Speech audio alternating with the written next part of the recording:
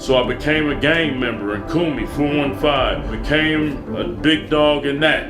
You know what I mean? And that was my life. I loved being around gangsters, robbers, and doing 7 years in prison.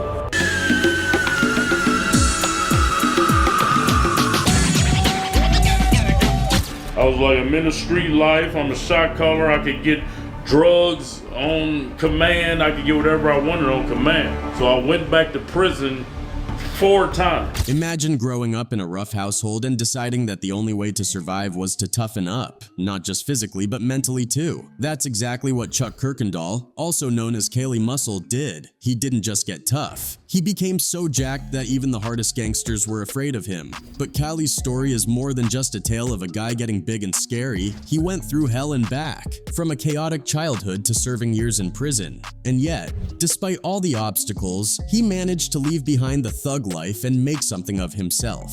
Let's dive into his story a bit deeper. Cali's childhood was far from easy. His mom, she'd beat him and even pulled a gun on him at one point. That kind of upbringing made him incredibly angry as a kid. But at the same time, he wasn't some troublemaker. He was actually a good student, into sports, and even became senior class president in high school. You know, my mother, she would beat me, pulled a pistol on me, and that made me real angry as a kid. I was a good kid, went to school, played sports. He graduated with both an athletic and academic scholarship to Fresno State. But despite all his achievements, that anger from his childhood stayed with him, eating away at him from the inside. Graduated with an athletic and academic scholarship to Fresno State. But I carried that anger with me. The turning point came during his senior year in high school when his brother tragically took his own life. Cali never really understood why it happened. His mother, for whatever reason, wasn't fully honest with him about the circumstances, and the whole situation just added to his frustration and confusion. So my senior year, he ended up dead at Cal Poly San Luis Obispo, my older brother. And so my mother, even though she knew the truth, she told lies. He could have himself, but I don't think he did. How did he die? He killed himself. He did. Yeah, do you know why or what the motivation might be? Before this, Cali had been a youth pastor and attended church religiously every Sunday.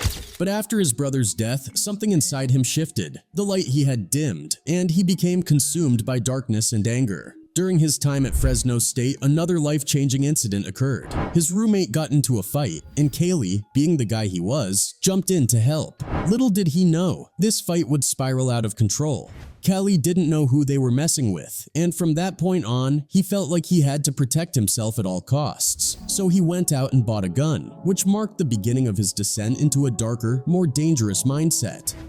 This one I get in trouble. Okay. My roommate, he get in a fight. So I come in, knock dude out. Come to find out, dude is he's a top basketball player at Fresno. Oh, wow. And he's a Crip. Not long after that, Cali found himself in a bad situation when his car broke down, and nobody was willing to help. Angry and frustrated, he made a rash decision and started committing robberies. Unsurprisingly, he got caught and ended up with a 7-year prison sentence. In those 7 years, though, he didn't waste time. Cali threw himself into working on his body, hitting the gym hard and reading every book he could get his hands on. His dream was to get out of prison, become a personal trainer, and believe it or not, bodybuilding was something he was passionate about, but at the time, it was more of a secondary goal. For 7 years, and during those 7 years, I was working on my body, reading all the books I could read. Dream was to get out, become a personal trainer, and as well as a bodybuilder, bro. During his early years in prison, Cali went through different phases. He started out as a Muslim, learning Arabic and diving into that lifestyle. But eventually he realized that it wasn't for him, so he pivoted and became a gang member, joining Kumi 415. He quickly rose through the ranks and became a big deal within the gang, surrounded by robbers, and hardcore gangsters. And in a twisted way, he loved it. His natural leadership abilities and work ethic made him a respected figure among the inmates. I'm a gang member in Kumi 415. Became a big dog in that. You know what I mean? And that was my life. I loved being around gangsters, robbers, I could relate. Kaylee's time in prison wasn't smooth though. He was constantly getting into trouble, especially at San Quentin, where he was involved in stabbings, riots, and all kinds of prison violence. That landed him in solitary confinement more than once. He was supposed to serve 7 years, but with all the trouble he was getting into, there was no early release for him. He ended up serving every single day of that sentence. I was supposed to do 5 years, 10 months. I ended up going to San Quentin, losing all my time. Right. Doing 7 years off 7. Wow. Wow. They wild in the Bay Area, way wilder than Southern California. In 1999, after a stint in the hole, he got transferred to Solano State Prison. Even there, he kept getting into fights, but he managed to avoid solitary. After spending 2 years in Solano, he finally paroled in 2001. He had entered prison back in October 1994, and after nearly 7 years behind bars, he walked out in February 2001. When Cali Muscle got out of prison, he hit the ground running. In the first week of freedom, he became a strict personal trainer, thinking he was on the right path, finally ready to stay out of trouble for good. But just 8 months after his release, money started getting tight. The pressure got to him, and before he knew it, he found himself right back in the drug game. It happened fast. He was still on parole, and within 3 months, he was back in prison on a parole violation and new charges. Kaylee admits that, in a way, he became institutionalized pretty quickly. There's a mentality that comes with prison, where some people just get used to the system and keep cycling in and out. That was him. He felt powerful in prison, like he had control over things. On the streets, it was different. Out there, no one really respected him like they did behind bars. In prison, he was a shot caller, someone people listened to and feared. He could get anything he wanted. Protection, whatever. But out in the real world, that status meant nothing, and so he didn't mind going back to prison because he thrived in that environment, where he was somebody. He ended up going back to prison 4 more times, partly due to the lifestyle he was living and partly because of the Oakland police, who he says put 3 cases on him, but Kali doesn't hold any grudges against them. He takes full responsibility for his actions, knowing he put himself in those situations. So you did 7 years in total on this run? Yeah, but I was a recidivist. I liked prison.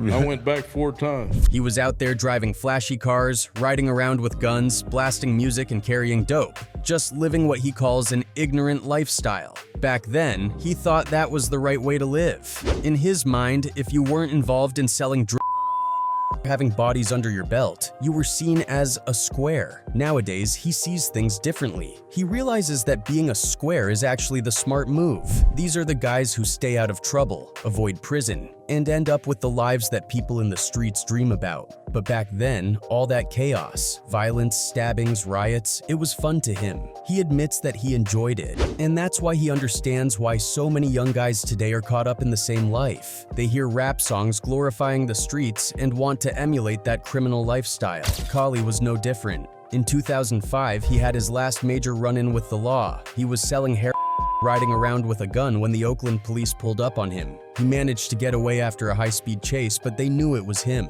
The same cop who had busted him before was now the captain of the Oakland Police Department. They ended up finding his car and the gun he ditched, but Kaylee didn't hold any hard feelings toward the police. He knew he was doing wrong. After a few months, the police tracked him down using a device they had planted in his car. He was facing 15 years for weapons charges and the high-speed chase, but ended up taking a deal for 3 years and only served 16 months. When he finally got out in 2007, something had shifted in him. He went right back into personal training, but this time bodybuilding started to play a bigger role in his life. By 2009, bodybuilding became his main focus, and that's when things really started to change for him mentally. So yeah, man, that was my last time, and I got out in 2007, and I got back into personal training, barbering. 2009, I got into bodybuilding. That's what really changed my mentality. Kali Muscle's rise to fame wasn't just about hitting the gym and getting big. He was navigating an entire cultural shift. Bodybuilding had long been popular among gang members, and there was a whole generation of street legends like Tukey Williams, Monster Cody, and Lil Fee, who were not only feared for their reputations but also for their insane physiques. They were huge, jacked up, and ready for anything, even though most of the action in the streets revolved around guns rather than fists. But building a strong, intimidating body was still seen as a must back in the day. It didn't matter what side you were on, whether you were a Crip, a Blood, or even a South Sider. everyone seemed to be hitting the weights hard, but it's different now. The younger generation doesn't seem as invested in working out like the OGs did. For Cali, all that muscle he built over the years would end up opening doors for him, but it also came with some setbacks. He started making his way into the spotlight by picking up small gigs. His big buff frame landed him in commercials, including one for Geo where he flexed his muscles while directing traffic. This kind of work was what kept him going for a while. Small roles in music videos, playing the typical angry bodybuilder. He even made an appearance in a Kendrick Lamar video. But this wasn't enough for Kali. He had bigger dreams, and these small roles weren't cutting it for him. So Kali took a different route. He started appearing on US game shows like Fear Factor and 1 vs 100, trying to market himself as a guy who was just pure muscle. He was going all in on his physique, hoping it would be his ticket to stardom. At the same time, he was still claiming to be 100% natural, which raised a lot of eyebrows considering how massive he was. I must be on trend. I must be on this.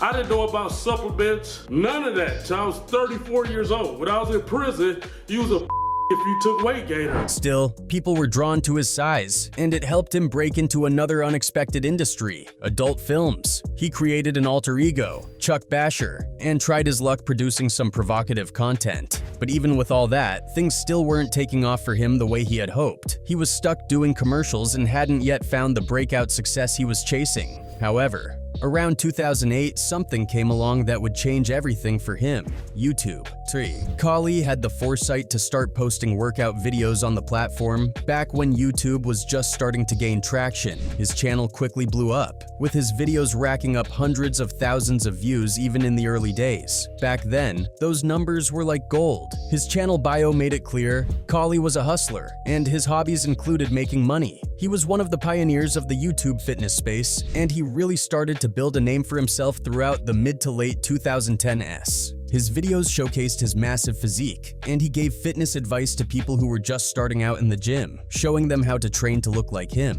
While some people questioned the validity of his advice, most of the feedback was positive. Despite the controversy, his popularity skyrocketed. He still maintained he was natural, even cracking jokes about it, but most people didn't believe him. Kali wasn't just going to sit back and rely on YouTube ad revenue, though. He started launching his own products, including a pre-workout line, and even wrote a book titled Ex-Con to Icon, where he described his body as a work of art and celebrated his success. And doing 7 years in prison.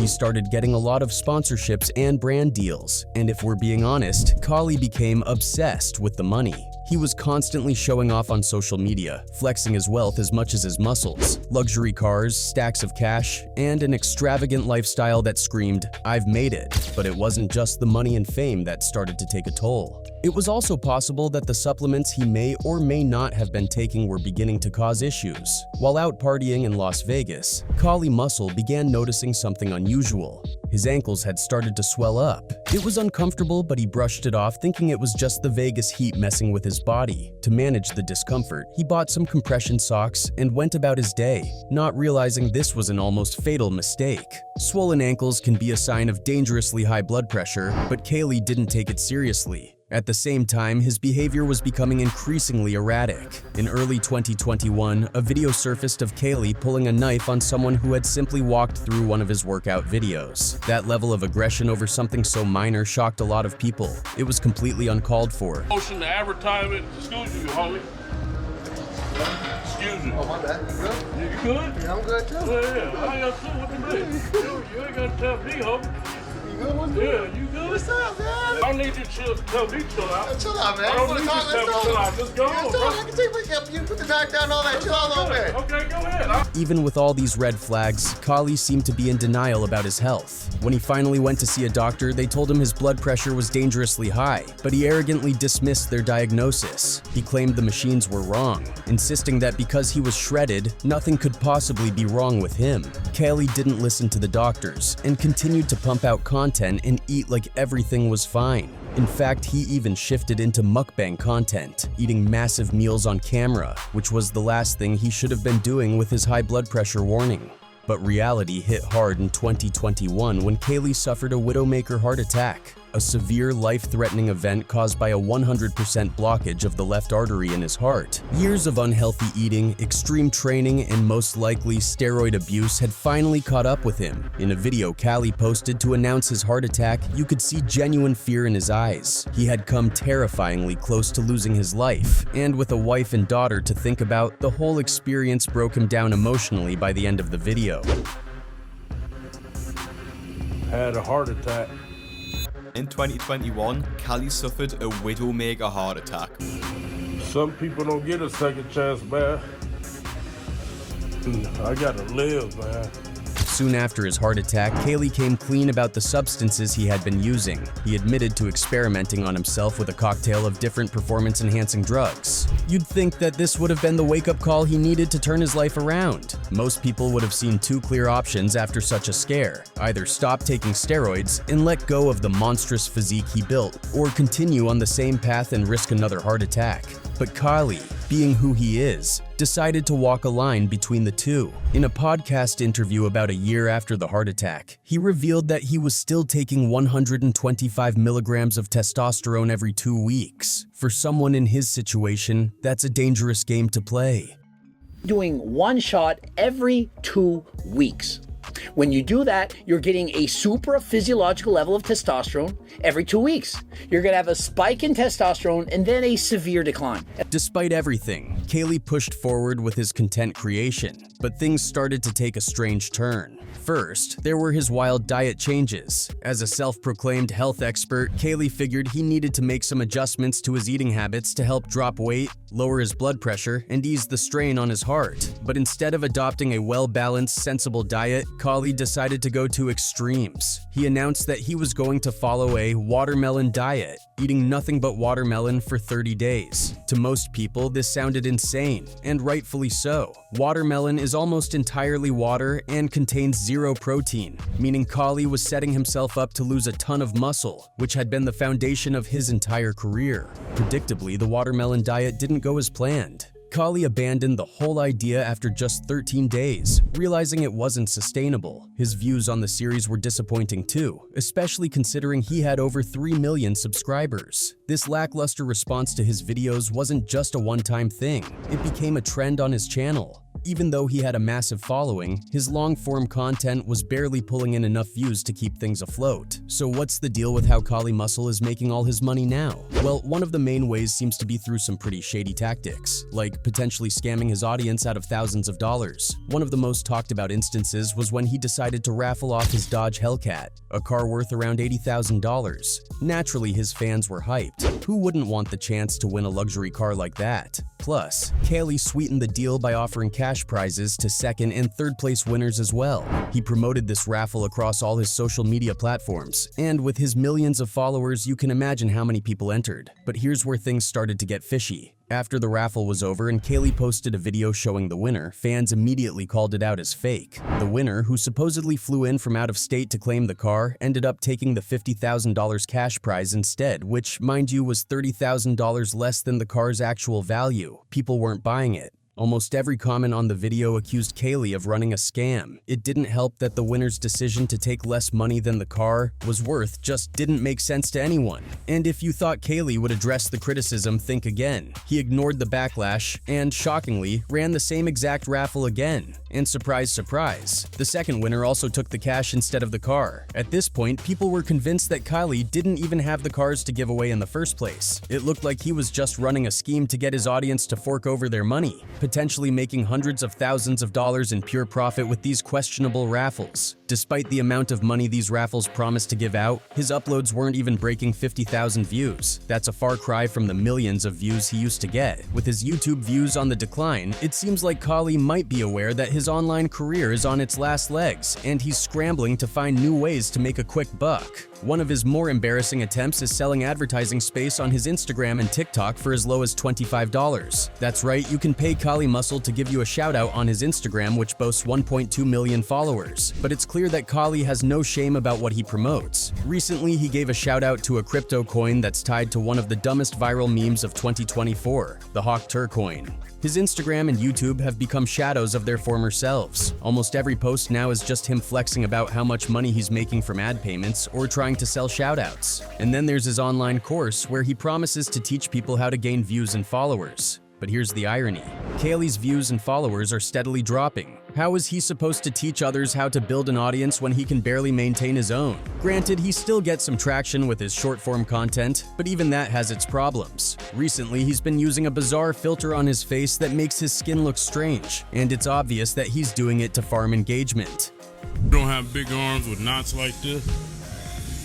You fat, and I'm here to help you, bro. I'm not talking down to you, looking down on you or nothing, but it's time to stop pumping that poison in your body. See this? That's what you want, bro. People comment asking what's wrong with him, which keeps the engagement up, but it's more out of confusion than actual interest in his content. At the root of all these issues is Kali's obsession with money. It's like he's burning through every opportunity he has to make a quick buck, even if it means losing credibility with his audience. After his heart attack, he knew he wouldn't be able to rely on his once iconic physique to pull in viewers. He was bound to lose muscle mass, and without the muscle, his whole appeal started to fade. Unlike other influencers who have a personality or a skill set beyond just being huge, Kaylee didn't. He built his brand entirely around being jacked, and once that was gone, so were his loyal fans. Now, he's stuck in this loop of clickbaiting, scamming, and rage baiting just to keep his content relevant. Kaylee still claims he's making a lot of money from social media, but given how things are going, you've got to wonder how long that will last. His reputation has taken a massive hit, and it's unclear if he'll ever fully recover from the accusations and the shady moves he's made along the way. At this point, it feels like he's trying to squeeze every last drop out of what's left of his fame before it all comes crashing down.